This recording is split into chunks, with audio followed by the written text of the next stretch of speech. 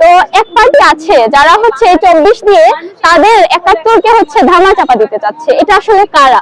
যারা ওই 71-এ এই বাংলাদেশ জন্ম হোক চায় নাই, ওই তারা হচ্ছে চাচ্ছে যে এই 24-এ গণঅভ্যুত্থানকে ব্যবহার করে 71-কে মাটি চাপা দিতে। কারণ তখন মানে তারা কোনোভাবেই আসলে মানে নিজেরা তো সবসময় আত্মগোপনে ছিল, এখন আপনারা জানেন আমি কাদের কথা বলতেছি, প্রকাশ্যেই আমরা তাদের বলি জামাত শিবিরের কথা।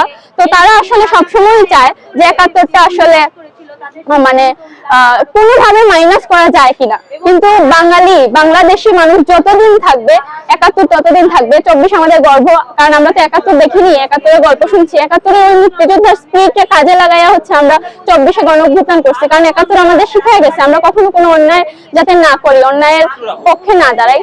তো 71 হচ্ছে আমার দেশে জন্ম, মানে একটা বাংলাদেশ স্বাধীন রাষ্ট্র। এটা হচ্ছে 71-এর মুক্তিযুদ্ধের পরেই আসলে আমরা একটা স্বাধীন সার্বভৌম রাষ্ট্র পাইছি। 24-এ যেটা হয়েছে এটা হচ্ছে আমাদের গণ অভ্যুত্থান। আমরা যে 15 বছর যে স্বৈরাচারের যে একটা শাসনে ছিলাম, ওইটা যে আমরা সবাই একটা ক্ষোভ প্রকাশ করে 24-এ হচ্ছে একটা গণ অভ্যুত্থান হয়েছে, এটা আমরা গণ অভ্যুত্থান বলতে পারি। তো 24 দিয়ে 71 কোনোভাবেই মানে চাপা ফেলা যাবে না, এটা কোনোভাবেই সম্ভব না। 71 হচ্ছে আমাদের গর্ব, 71-এর জন্যই আমরা হচ্ছে আমাদের বাংলাদেশ পাইছি।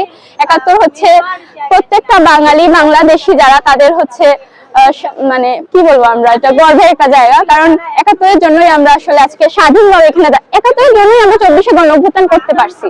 তো এটা তো কোনোভাবেই প্রশ্ন হইতেই পারে না।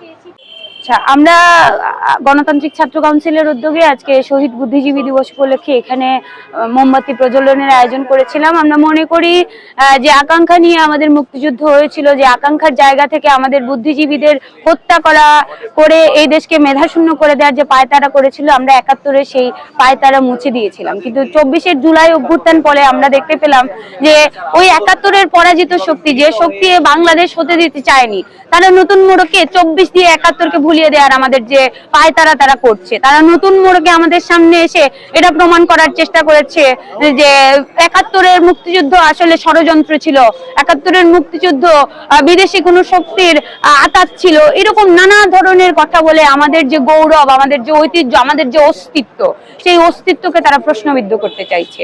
ফলে আমরা বলতে চাই, যারা এই আমাদের অস্তিত্বের প্রশ্নে আঘাত দিতে চাচ্ছে, তারা যেই মোড়কেই আসুক না কেন, যেই ঘোল ধরেই আসুক না কেন, তাদের চিনতে আমাদের খুব বেশি সময় লাগবে না।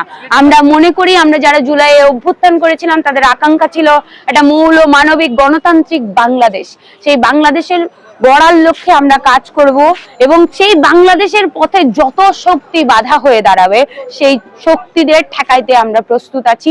যে কোনো মূল্যে, যে কোনো সময় আমরা সেই শক্তিকে প্রতিহত করতে প্রস্তুত।